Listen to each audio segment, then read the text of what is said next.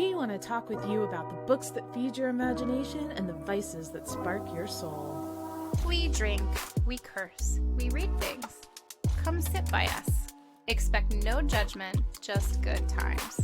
Welcome to Paper and Vices. Books reviewed, vices indulged. Mature content warning. Hi. Hi, how's it going? You know the first line in Today where you can just tell before you hear the rest of the lyrics of the song that Billy Corgan is totally being a sarcastic ass, and he's like, today is the greatest. This has kind of been my day. You know what's really funny about you mentioning that song being sarcastic? Like, don't... I always thought he was being so serious. I was like, oh, I love this song. He's so happy. It's the one happy song he has.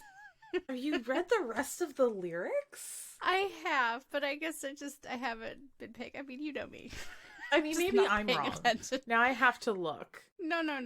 I'm pretty sure, based on the rest of his music, I'm pretty sure that I am the one that's not correct. I wanted more than life could ever grant me, bored by the chore of saving face. Today's the greatest day I've ever known. Can't wait for tomorrow. Might not have that long. I'll tear my heart out before I get out. No, that's pretty much my day, whether he meant it sarcastically or not.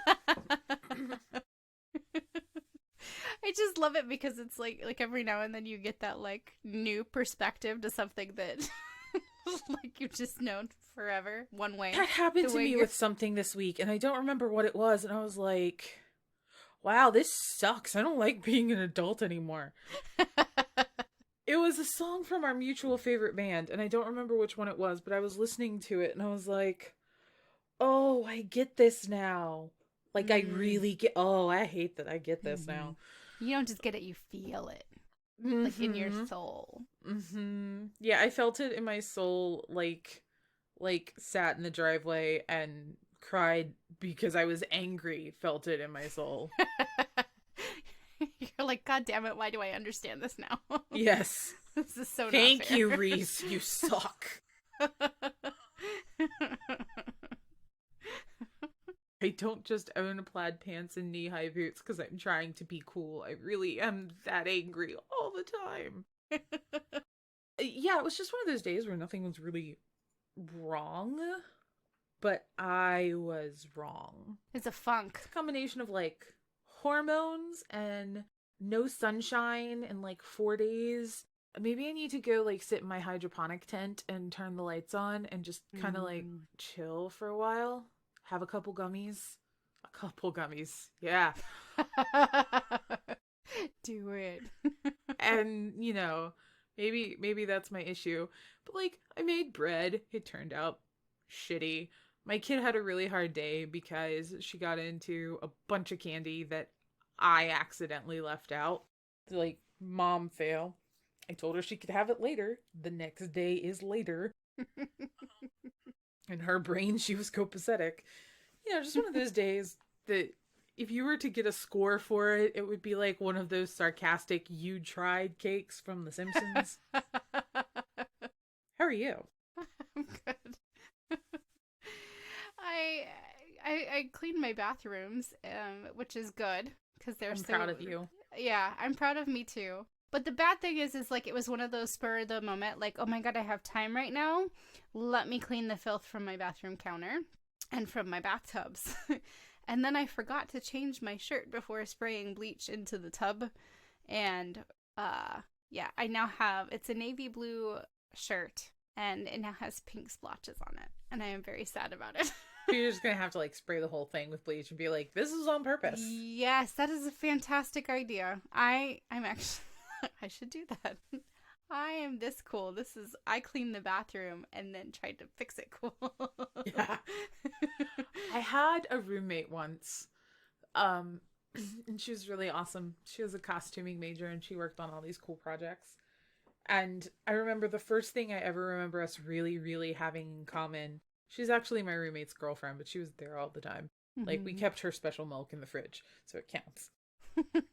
The first conversation where we really connected and we really had stuff in common was that we talked about how you always clean the bathroom naked before you take a shower. Oh. Because you're there. Usually, now none of us had kids at this point, which changes everything. But like in theory, if you take a shower at night before bed, and I still do this, like you can ask my husband, the bathroom can be trashed, and I'll go to take a shower at like 10 p.m. and he'll walk in the morning and it's all like ting shining on the mirror, and it's like what happened? I took 10-15 minutes while I was naked because I knew I was going to feel grody after scrubbing a toilet and cleaned my bathroom. That is a fucking fantastic idea. I may have to try that. Like one of the only 3 really good adulthood hacks I know, but there it is. Clean your bathroom naked, and then you get to take a shower in a clean bathroom. I'm sorry. I'm like, wow. That's amazing. Yeah. I would have never thought of that, but cool. Well, because most people don't think, hey, do this grody chore in the nude. That's not, but it works. What are you drinking? I went with wine. It's actually some red blend. It was one that had a coupon and was on sale, so I got like $3 off of it. I was like, we'll go there. I usually do Cabernets, but I was like, I need something a little different. It tastes like a fucking Cabernet, but it's a blend, apparently, you know. One day, if I keep hanging out with you in the Valkyrie, you'll be able to sit 3 different kinds of red wine in front of me, and I will have better than an eeny, meeny, miny, mo guess about which one is a cab. But you know, I don't know. Well, I mean, you and I have experienced how different cabs can be. Like, the last time I was up there, we bought like 5 or 6 different Cabernets, and they were all different. One we each took like 2 sips of, and you were like, we can push through it. It's not the best wine, but we can push through it. And then you took another sip, and you were like, no, we can't. Like, I mean, yeah, no, we can't. And it sucked because it had the best of bottle art. It did, yeah. Plus, I think it was our last bottle, so like it wasn't like we could open another one. It was our second to last because that led to the Liberty wine, which we both really like, and I still have a bottle of downstairs. Yes, that's so good. Good stuff. Yeah, I haven't seen it anywhere other than Trader Joe's. It might be a Trader Joe's exclusive. Yeah. I'm drinking coffee. Regular or decaf? Both. It's a latte. It's mostly decaf. Gotcha. I do 3-shot lattes because it's a big ass mug. So it's 2 decaf and 1 regular. And Trader Joe's has little espresso pods now. Which is lovely. Because they're cheap and good. Because it's Trader Joe's and you can't go sniff the fabric softener there at midnight. It would smell completely different than the fabric softener at Walmart. Probably. Dude, I wonder what questionable places our kids are going to hang out when they're like in that weird, I'm an adult, but oh god, I'm an adult stage. You know what I mean? Yeah. Yeah. Probably places a lot safer than we hung out. That's the hope. Your kid's going to find some underground Beyblade ring. Oh, Jesus. I know. No, we're on the Pokemon now. We've left Beyblades behind. We've officially entered My Little Pony. Oh, nice. That's Friendship is magic, and Rainbow Dash is a cunt. Like, seriously? Does no one get that Rainbow Dash is the no, don't do this pony? Like, I caught one episode. I usually watch everything my kid watches, but this one I was like, I am not sitting through 78 hours of My Little Pony. What the hell? So I asked a good friend who has sat through 78 hours of My Little Pony. And I'm like, what am I getting into? And she's like, here's some stuff you may want to be cautious about, but overall, it's fine. I was like, all right. So I sit down to catch one episode with her, and it's Rainbow Dash making all these animals compete to be her pet and best friend. And I'm like, what? Mm-hmm. What? No, that's terrible. Mm-hmm. Like, why? And I understand why they put her in there. Like, she's the pony you don't want to be. But a 5, 6, 7-year-old brain is not picking up that she's the really annoying one. Right. They're just not getting it. No, they're like, yeah, I want to be that. No. Yeah. I mean, you can just snort a pixie stick, but no. I'm I've been lucky so far. We haven't done the we'll do My Little Pony, like we'll get on a My Little Pony week like kick for a week and then it's over. But I don't know. Pokemon has been the sticker. But anyway. What are your vices this week? Red Stripe beer. Yeah. Oh, I used to drink Red Stripe back when I would go to open mic poetry. That's good-ish. That seems like a good place to drink such things. I haven't had it in a long time, and then my husband brought it home randomly, just kind of like, hey, we haven't had this in a while, and I was like, we haven't, and I was very appreciative, because normally, like, we'll do, like, Blue Moon, or Yingling, or, you know, something like that, but he's like, no, we'll do Red Stripe, and I was like, okay, and it's been, I'm like, oh, I forgot how delicious this beer is, so. I like the bottles. The bottles are cool. They make really good. They're really good for like blowing to get the little sound. Yeah, yeah, very much so. Yeah. What are your vices? My vices this week are, so Trader Joe's makes these cookies at Christmas, or they have for at least the last 3 years, that are little shortbread stars with raspberry jam in the middle. And they did not have them this past Christmas. And I just assumed it was because of, you know, COVID apocalypse, and I was disappointed, but overall I was like, wow, being disappointed about cookies when so many people have lost and watched is a little bit navel-gazing. And we moved on.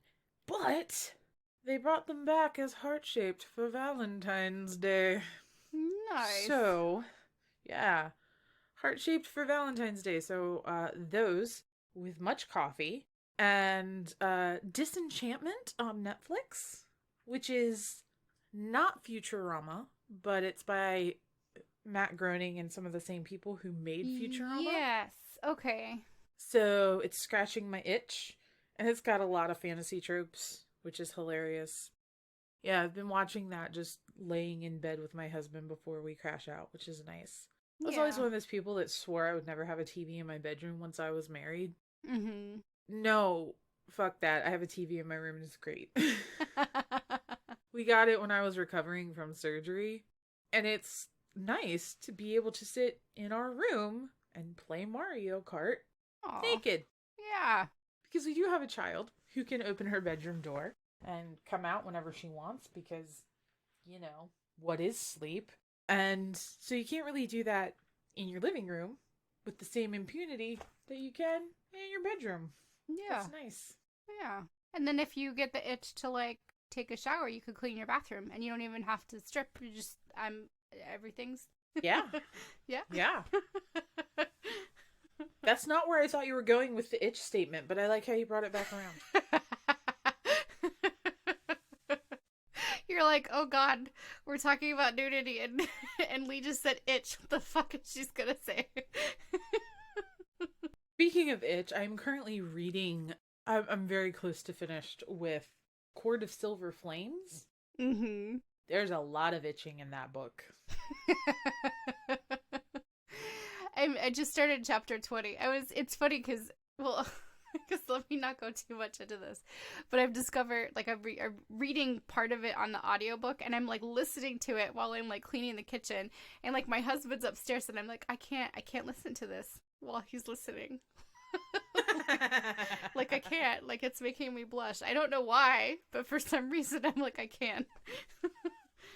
But anyway. I got to one scene, and it was one of the earlier steamy scenes, and I went upstairs, and I ranted at my husband, and I'm like, you already do this way. I know how this goes. This isn't exciting. God, I hope it gets better. I may not have been entirely sober at the time. Yay for him, I guess. But no, it gets way more graphically creative. Interesting uses of the word swollen. And the memes have started from this book, which is awesome. Oh, I'm so excited about like, that. Deep nerd fandom memes are some of my favorite parts of the internet. Yeah. Yeah. I'm gonna have to go search for these memes because, like, I don't know. I don't know that I have. Don't go on Reddit. No, I don't. I feel like Reddit would probably be where they all are. Yeah, I'll send you some. I already sent you one. It was hilarious. Yes. So have you found listening to the audiobook that any of the names or places are said differently than you say them in your head? So far with this book, no. If anything, it's kind of like, okay, I thought there's a couple names where I'm trying to think of what they are. I don't know. Like I'm like, oh, okay, I wonder if that's how that's pronounced, and then I hear her pronounce it, and I'm like, oh, okay, so I was right. But I'm trying to think what one. I don't remember. But anyway, I don't know. So far, like, and I really like. I don't know. Someone was like blasting the narrator, like, oh, I can't get past the narration. But I actually think I like her better than the one for the Shadow Wings by Ray Wagner, and Kelly St. Clair. Like sometimes, like I'll get pulled out of the story just because I'm like of her voice. But this one so far, has been pretty good. That's only happened like maybe once or twice. So Cool thing with like big releases like this is that you get the audiobook when the book releases. Like when the embargo ends, it releases everything. Ebook, audiobook, physical copy. And like I know for some independent authors like Haley Edwards, sometimes the audiobooks are, or Grace Draven, sometimes the audiobooks are slow in going because it costs them a lot of money up front to produce an audiobook, and they don't make that much from Audible. yeah, Like it's not, there's not a huge profit. Like most of the time, not all of the time, but most of the time, if an independent author does an audiobook, it's just because they want people to have access to their work, not necessarily because they're going to make bank on it. yeah, yeah. No, Which I guess that makes sense. I'm sure is not a problem that Miss Moss and her publisher have. No, particularly at this point with book 5, I guess. Book 4. Are they calling it book 4 or are they They're calling calling it book it 5? book 4. It's so many people are so A Court of Frost and Starlight, and I think we talked about this. If we didn't, we will when we finish reading A Court of Silver Flames and talk about we're doing a whole episode on it, so read it Yeah. now. There will be spoilers. Yes. And many uses of the word moist. Although she skipped moist and went straight to sticky, so good for her. Like, I get that A Court of Frost and Starlight had a completely different vibe. And it tied up loose ends and set the groundwork for A Court of Silver Flames. And I know people are all like, oh, this is just fan service. I don't like it. Yeah, the pacing and the vibe are different. I will absolutely admit that. But you know what? After all the crap we went through in the first 3 books, it's nice to see people, these characters we love and we're invested in, like relaxing and taking care of their mental health without a big looming crisis. And I think, honestly, what people say when they're like, oh, it's fan service, there's no overarching big bad guy driving the plot. Like, Yeah. think about the project we're working on. If there wasn't the overarching big bad guy and political intrigue to drive the plot, people would be like, this is just a romance fan service. Well, that's any book if you take out the bad guy and the politics. Yeah. All you're left with is glances and moisture in various places. And that's fine. I love that. There's a great place for that. And like happy moments of like painting children and shit, I guess. Yeah. But and picking out furniture for a new house. But yeah, they're I don't know. I don't know how I feel about A Court of Frost and Starlight. Like it's necessary in the canon to fully understand and appreciate, especially what they're doing with the night court in she is doing with the night court in the new book. It's really necessary to read that book, but it is a very different vibe. So I kind of get what people are saying, but I also understand why it was written the way it was. So they're calling it book 4, but there's 4 other books you have to read before this one, so it's book 5. Yes. What are we talking about this week? We are talking about... Because half the world is reading A Court of Silver Flames. People are either reading A Court of Silver Flames or they are not reading A Court of Silver Flames. Like there's no middle. In the book universe, you're there or you are not there. No middle. We are talking about books we read over and over again. I like this. I'm glad that this topic is here for us to chat about, because I know that we've talked about, like, we've mentioned, there have been hints in former episodes of us talking about books that we'll just grab because we just need that, like, warm hug of a story. Yeah, it's like mentally putting on your favorite hoodie. Mm-hmm. And sweatpants. For sure. Yes. Yep. So, what are some of the books that you read over and over again? This is going to shock you,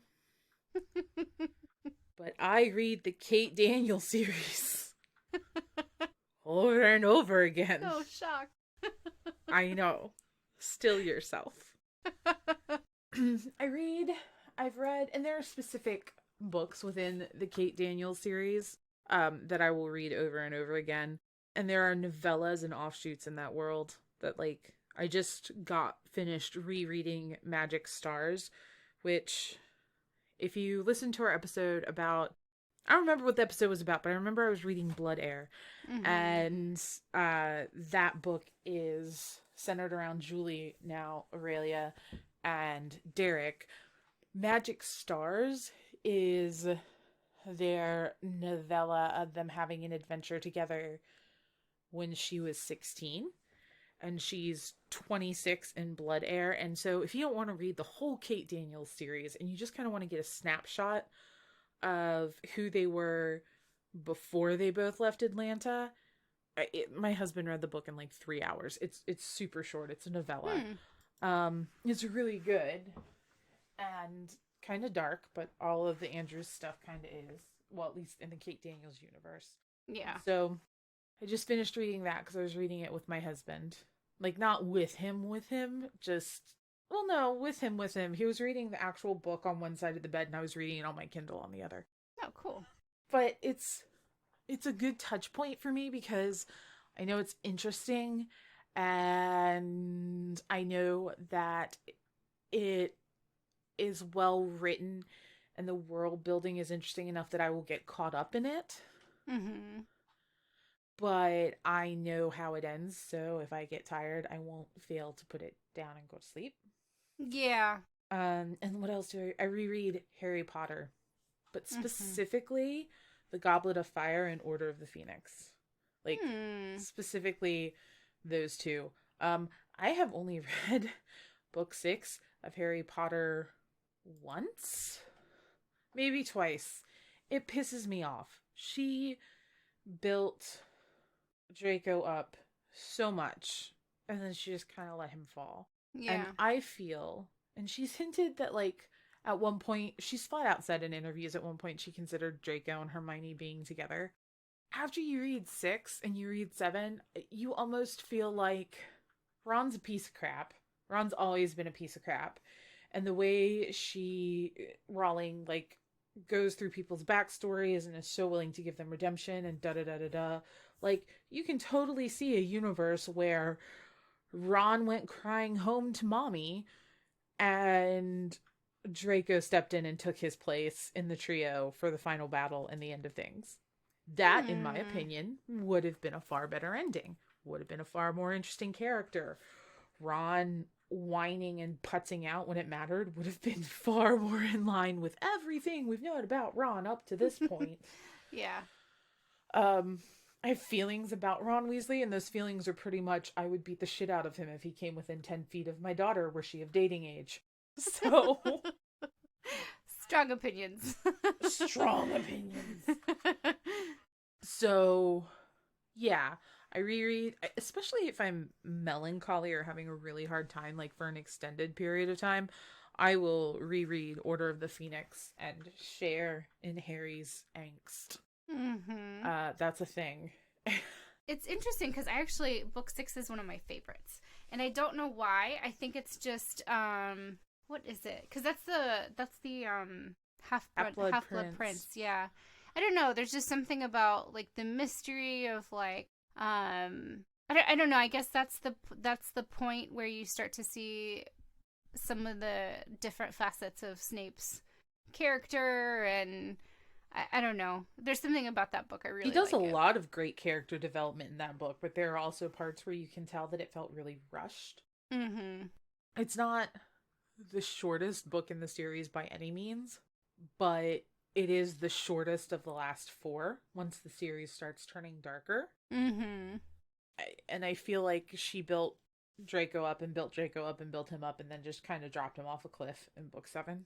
It just Yeah. makes me really mad. Yeah. Because none of our bad guys really get a redemptive arc and live. Yeah. And like there was so much she could have done with the whole Malfoy family. Like everybody's like, Molly Weasley is the mom of the year.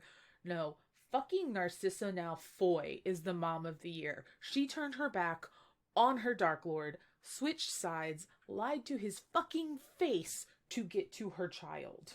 Mm-hmm. I get Molly's all not my daughter, you bitch, but the woman who whispers in Harry's ear and then turns around and lies to the guy who could kill her with half a thought to get to her child, she's mom of the year in my book. Yeah. Yeah. That's a good point. Anyway, obviously, I have feelings. So, but I really, there's just so much that happens in Goblet of Fire. Like, for individual books within the Harry Potter series, Goblet of Fire is my favorite. It's a good adventure. There's good character development. There's amazing world building. Order of the Phoenix is when I feel like we really start to see the trio as individuals and how they handle stuff, and we just realize the mental weight of all that Harry has been through kind of comes crashing down on him.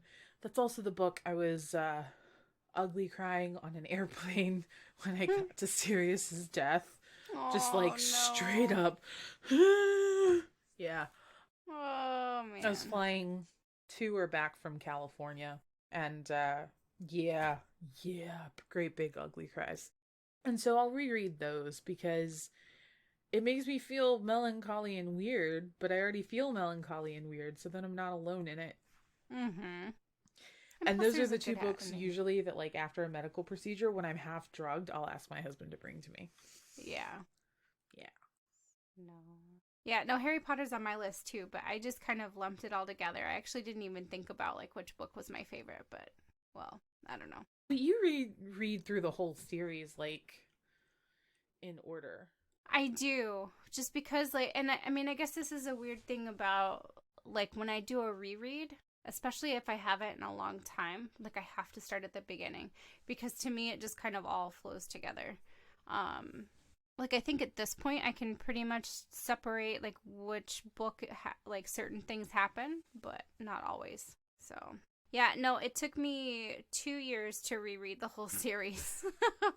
That one crazy year when I had a newborn and got married and was working full time. Remember that? You were there for that. Yeah. Yeah. Yeah, that was a year. Wow. Wow. Yeah. But then there was the year when you started a business and had a baby and built a house. And there was a global pandemic. No, the other time was more stressful, honestly, which is crazy to think about. But I kept remember that whole year you kept saying, we're going to do nothing next year. We're going to be really boring next year. And then you were like, no, we're going to remodel the house and visit outside the country 3 times. And I'm like, our ideas of mellow are different, but get it, girl. Like, yep. All right.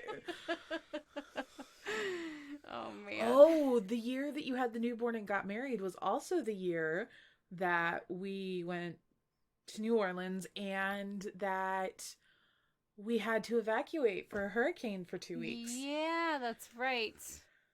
That was... Oh, I forgot the hurricane was that year, too. Wow, 2020 is starting to look less shitty on a personal level. Whew. Yeah. I was having this conversation actually earlier this week. I'm like, 2020, like... was a doozy, like, on a global scale. And when we did our year in review, we were talking about how, you know, personally, like, it hasn't been the same impact as, like, globally in the way, you know, people have lost people and all that other stuff. But it makes me think, okay, well, what have been some, like, really challenging, traumatizing years? And that was one of them. But yeah. Hurricane season is just, like, people joke about how people in Florida party during a hurricane. But after your first couple, it's like get drunk or cry. And you just like, crying is exhausting. And you know for the next few days you're going to have like a low pressure headache and you're going to feel like shit and you're going to have to entertain your kids and yourself and pray for phone batteries to hold out and all that other crap. So why wouldn't you just be like, hell yeah, party? Woohoo! That's your choice. Yeah. No, partying is usually the better choice. It is. Yeah, so when I reread a series, I always cherry pick my favorites. It's interesting that you don't, and I understand why you don't. Like, that totally makes sense.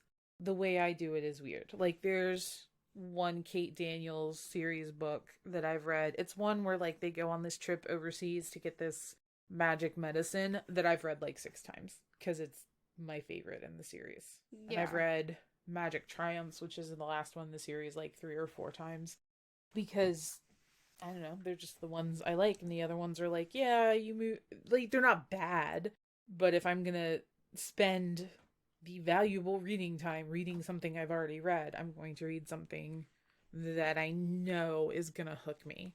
Yeah. Does that make sense? It does. It does. I have a lot of standalone books that I will read over and over again. And actually, like, it was funny while I was prepping for this episode, I was trying to think about them, and a lot of them are from not my teens, but like my mid-20s.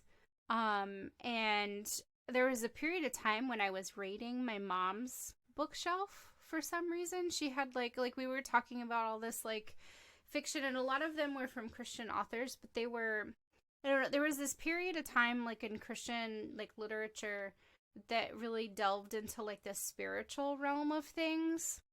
Ed Decker, Frank Peretti. Yes. Yeah. Yeah. And actually those are on my list. So, but there's one, there are 2, and I always get them mixed up. I always confuse like the storylines, but there's one called The Visitation and then one called The Prophet.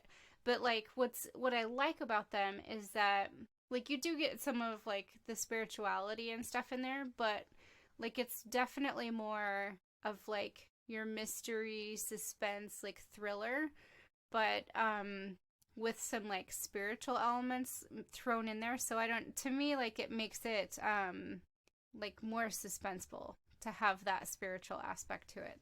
So Decker particularly, I would say in the last 2 decades, has definitely gone to a place where like in some of his novels, if you didn't know this is a Christian author, you would just think, all right, dude's a fantasy author.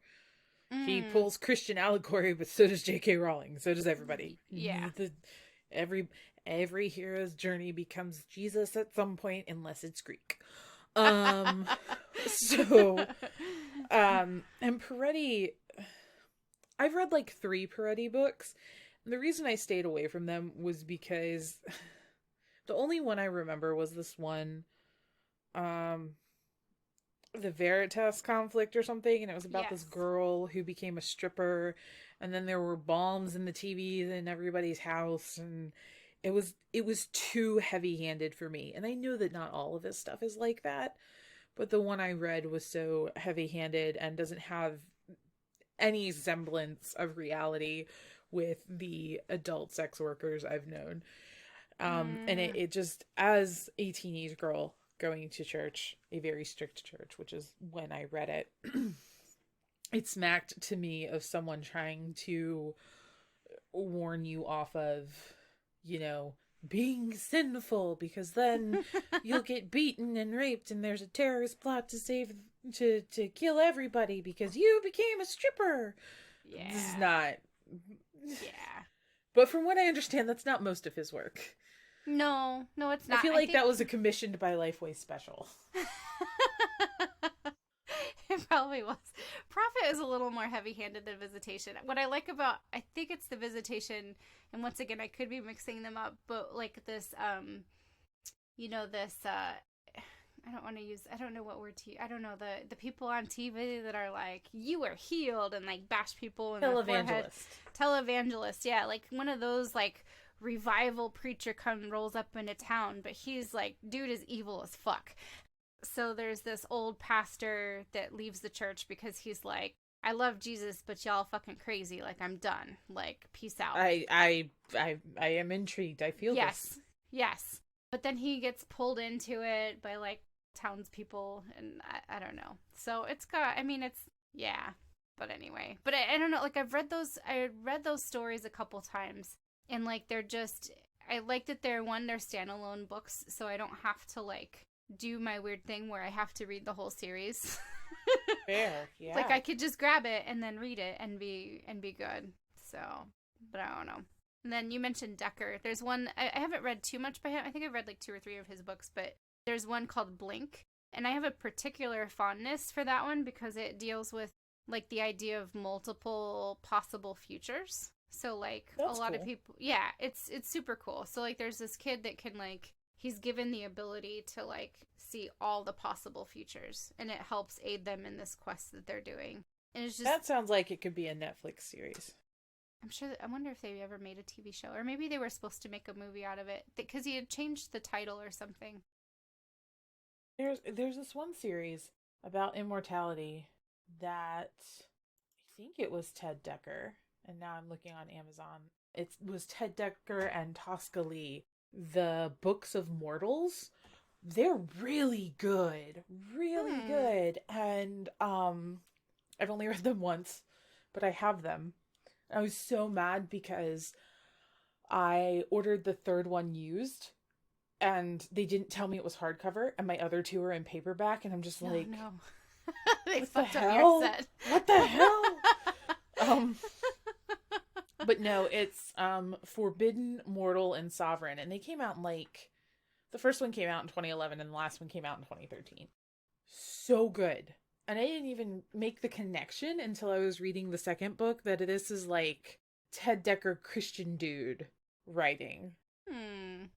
Like, I'm gonna have to check that out. Yeah, it's really good. And it's like it's vampires and post-apocalyptic. It almost gave me Julie, I may butcher her last name, I'm sorry, Kagwa vibes, like almost. It's really good. Definitely worth reading. The standalone books that I have read over and over again: Neverwhere by Neil Gaiman, The Ocean at the End of the Lane by Neil Gaiman, Jurassic Park. Like technically there's a sequel to Jurassic Park, and I've read The Lost World, and it's good. It's not as good as the original, and there's no like, you could read either one independently. Like technically they're in the same world and it's the same tech, but yeah, They're separate. they both have Ian Malcolm. This is what it is. But Jurassic Park I've read. Oh, another series I read over and over again: Ender's Game. Read Ender's Game. Oh, yeah. Like every couple years. Yeah. Like, but that's like a whole emotional journey. And I end up reading them in order because of the way the story builds on itself. This is one, and maybe this is how it is for you with all of them, because I just realized I do your read them in order thing for this. I have to read Ender's Game and Speaker of the Dead and Xenocide and Children of the Mind, because I have to go through Ender's and really Valentine's whole journey, even though you have to read Hegemon to get Valentine's full side of things, like, because the payoff and the heartstrings, especially even just when you get to Speaker for the Dead, of having gone through all that with little Ender, who's now jumping planets through time into the future with his sister and has become Speaker for the Dead, is just, it just hits you so much harder and deeper. Even if you already know what happens. It's heavy but good. Yeah. Yeah. Yeah, So, you need the full build in order to fully appreciate it. yeah. And there's 1.5 million offshoots in the Ender universe that I have not read all of. And I may not ever. Or maybe I'll get really bored one summer, order them all, and read them in a weekend. Who knows? They're all pretty small books, right? They're standard Tor trade paperback, but yeah. When I was in my early 20s, I've read the Dragon Riders of Pern series like 4 times. I need to read them again at some point, just because they're really good and I want to talk about them, but I don't want to talk about them until I read them again. It's been at least a decade, but it's been a decade since I was 25, so that makes sense. But yeah, I definitely went through a phase. It started around the time I started reading Aragon. How do we say Mm-hmm. that? I say Aragon, but that's how I say Aragon is it. Yeah. probably correct. Um, but I started reading The Dragon Riders of Pern. Good, old school, classic, hardcore fantasy. Who does that one? Mercedes Lackey, Oh, okay. I Gotcha, think. gotcha. Yeah, I She's should know. another. She's one of those people that I haven't. I've seen her kind of like Sarah J. Maas, where it took me a while to like pick up one of her books. But Not Mercedes Lackey, Anne McCaffrey. oh, okay. Their You've writing mentioned styles her are before. very different. So I'm like, no, no. Anne McCaffrey. Her son Todd finished them after she passed away. Um, there are there's a lot of books in the series. According to Wikipedia, there's 23. I don't know that I've read all 23. Yeah.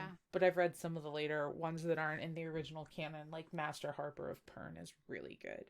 But yeah, just like fantasy from before fantasy was mainstream. Like back when you would Yeah. get made fun of for having a tour paperback and a D20 in your backpack.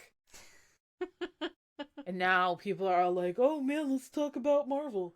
Which is, yeah, it's great. It's great. It's great. But some of us got mocked as children for reading. Yes. And let's see, Sookie Stackhouse, every once in a while, I'll just get on a bend and I'll read, again, just specific ones in the Southern Vampire Mysteries, which is the official name of the Charlene Harris Sookie Stackhouse novels. I need to read that. You do. I do. And plus they seem like such quick reads because they're just like super small. Like I remember them being. They are, and they're not difficult to get to. They're definitely like, and I don't mean this as an insult at all. God, I hope people realize that. They're definitely like candy bar books. Like they're quick to get through. They're very exciting. But they're not gonna be like filling and engaging your whole mind and emotion for weeks, and you're not gonna cry about them remembering them on a random Tuesday driving by a car accident like after the first time you read Speaker for the Dead. Yeah. Your mileage may vary. But like when she's dating, spoiler alert, when she's dating Eric at one point, she uses the phrase like that he was always fond of monkey sex and he was such a gentleman to always get her an ice pack after. I'm just like, yeah, it's that kind of book. I'm definitely gonna have to read that now. And it's not super graphic all the time, but like when she gets some, she gets some. You go, Sookie Stackhouse. Sookie. Oh man. I think we've both read Twilight more than once. Yeah. It's been a while since I've read it, but I mean, because even when we did Midnight Sun. Oh my God. Thank you. That was a brain fart. Even when we did that one, like normally I would think to go back and reread them, but no. I did read them way more times than I'm proud of them. Ooh, you know what's a really, really fantastic standalone book What's that? that I've read like 4 times? Memoirs of a Geisha. Really? So good! And I don't, do not, for half a second, take it as historically accurate or factual, because it's not. And there may even be some people that are like, I can't believe you're recommending that book. It wasn't, which, okay, hey, well, you're allowed to feel that way. But this was literally one of those, all my flights got rerouted. I am at a layover in an airport I did not intend to be on a layover in. I've read all the books in my bag. Hey, this paperback looks interesting. It's so good. It's so good. You get some really good random finds by doing that. Yes. Like just airport. Very much so. Yeah. Yeah. If we can ever go anywhere again. One day, as I stare off into the distance. Not that I've compiled unique bookstores to visit for every possible place we have on our list of places to go. Ooh. Yeah. Bookstores exist. But I'm gonna think about this tomorrow and be like, I should have said this book, and I should have said that book, and I should have said this book, and I should have said that book. Mm-hmm.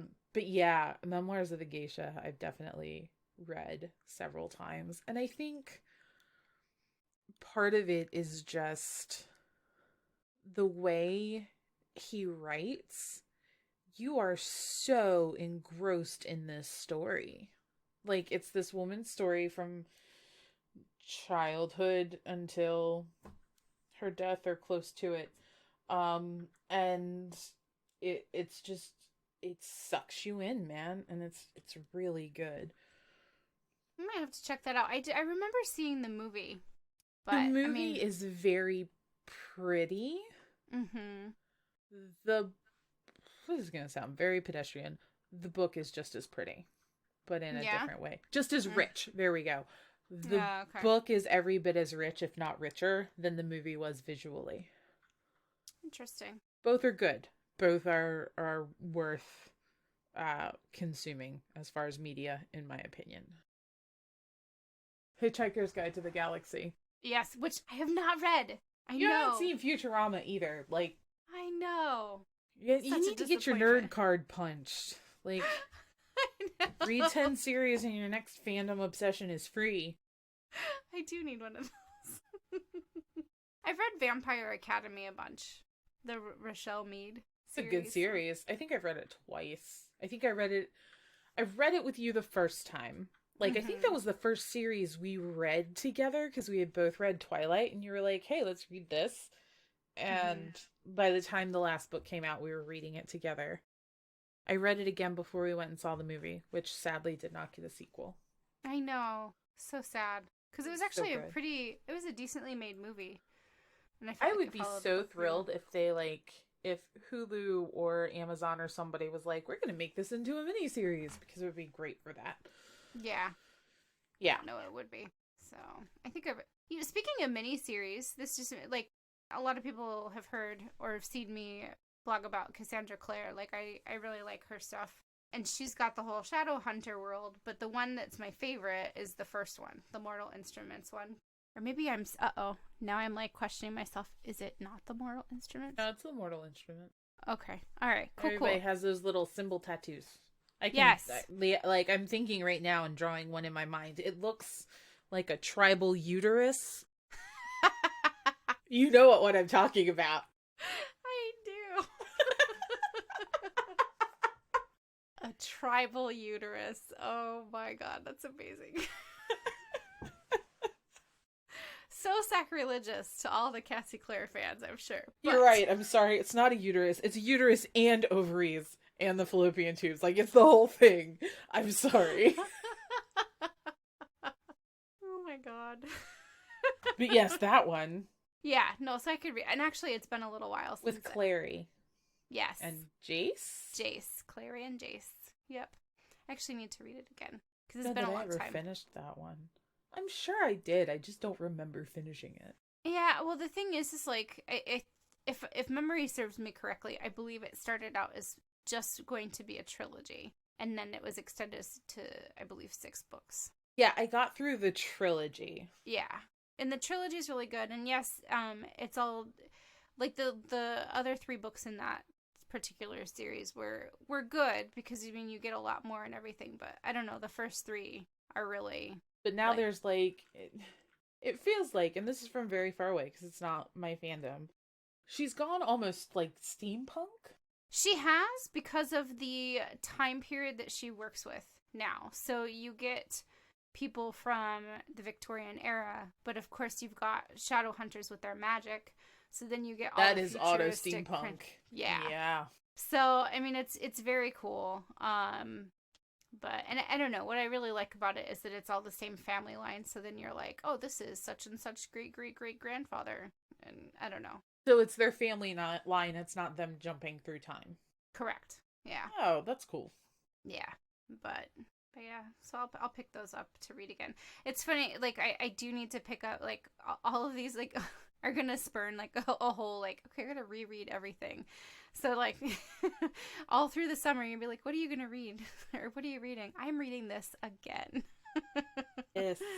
Yep. I think summer's a great time for that, though. Summer's a great time for reading in general, and I think that just, for us naturally being readers since childhood, you know, when you're off school, what are you gonna do?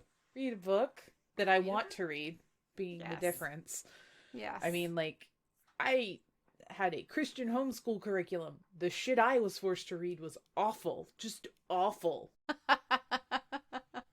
And so, summertime is for reading time. Yes. And it's also because, I don't know, there's a certain comfort, and I think there's a certain amount of personal growth that comes from rereading the same thing. Like we were talking about, you hear a song, and then you hear it 5 years later, you hear it 10 years later, and you're like, oh, I get this now. Oh, that sucks. I get this now. I think, reading Order of the Phoenix when I was 17, which I think is how old I was the first time I read it, versus reading Order of the Phoenix when I was 33, which I think is the last time I read it. Not only is it like reading almost a completely different story because you understand life differently and you understand the implications and the depth of the characters differently, and you see more than you saw when you were 17. It's also a really interesting way to kind of take a glimpse at your past self. It's like, you remember how you felt when you read it the first time. You remember what you understood when you read it the first time. And, books are, in my opinion, for me personally, a great memory trigger. Not as good as smell, obviously, because smells like the best. But, and it kind of gives you, without consciously doing it or journaling or entering a meditative state, a chance to do like all these little self-checks. Like, this is what I thought about that then. What do I think about that now? This is where my moral code stood then. Where does my moral code stand now? Yeah. And it's an interesting way to chart one's personal progress and also how jaded one may have become or healed from in life. That's very true. That's very true. And like, kind of like smell, like you were talking about, like you get those checks, but you also get that, just like it can transport you to a different time and place. Like, even though you're reading a story about a different time and place, if that makes sense. I don't know. You will never forget the person that gave you your first Dragon Riders of Pern novel. I will never forget the first time I wildly defied my parents and snuck a Harry Potter novel into our house. And I will never forget the first time I read Ender's Game. There are some books that it's like, well, where were you the first time you read this? I don't know.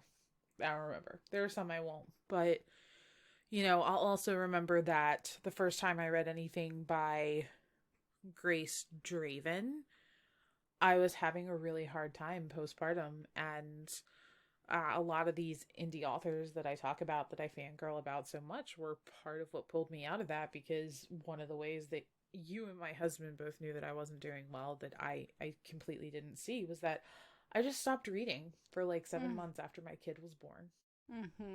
And that was, I'd literally not done that since I was 5 years old. This isn't a bad thing. I don't mean to in any way say anything negative about people who aren't natural readers. But I think those of us who are, the reason we take pictures of these beautiful books, we don't shut up about books, we get so excited about books, and we have arguments about characters, and we have feelings about Ron Weasley and vampire politics, is because they affect us in a way that something else affects people who aren't naturally readers. Like, there's something else in their life, in their universe, something else that becomes a touchstone for them at certain points in their life. But for readers, those are often books. And you're exactly right. Like, it does take you back to a different place that may not even have anything to do with the places and the people in that book. Right. But the different person you were then and the different place you were in then. Yeah. It's like an emotional memory capsule. I like that. Yeah, that's the best thing I've said all recording, so we should just like wrap it up. That's all I got. And there's one sip of coffee left. Good timing. You can find us on Instagram and Facebook and Twitter and Pinterest at Paper and Vices. You can email us at victoria@paperandvices or lee@paperandvices. We would love to hear from you. We would like to know what books you read over and over again. We would like to hear your angry rants about why you think Ron Weasley is the best thing to ever happen to the literary world, and then, we can fight. And but seriously, we want to know what you read over and over again. Or if you are one of those people that doesn't reread books like ever, I want to know. I'm so curious to know how that works for you. Like, what happens in your brain that you read a book and you're like, I love this book. It's one of my favorites. I read it once 15 years ago. What is it like to live in that brain? I am wildly curious. In the meantime, don't be an asshole, smoke a joint, and take care of yourself. This has been a production of Paper and Vices, copyright 2021. This episode is presented for entertainment purposes only, and any vice should be pursued only within the legal boundaries, common sense, and personal responsibility of each person. Please check your local laws. The views and opinions expressed on this podcast are those of the individual hosts and guests only, and do not in any way represent the views of Paper and Vices LLC or any named persons, nor should they be considered personal, medical, or legal advice. Previous episodes and other commentary can be found at paperandvices.com.